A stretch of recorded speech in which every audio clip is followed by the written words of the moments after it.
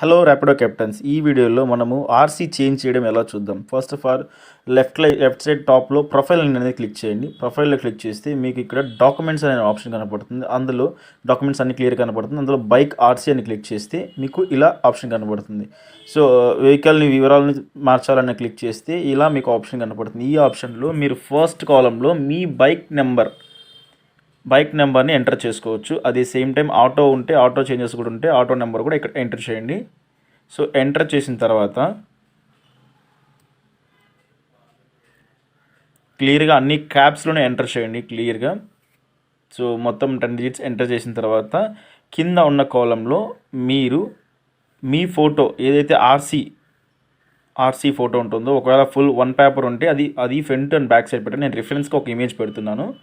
Just like ఎలా click చేయాలని కెమెరాని క్లిక్ చేసి అక్కడ డాక్యుమెంట్స్ మీరు ప్రొవైడ్ చేయాలి.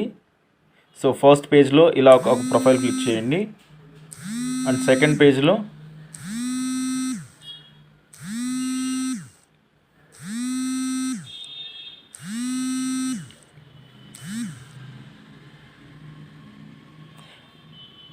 పేజ్లో కూడా మీరు ఇలా క్లిక్ చేయొచ్చు.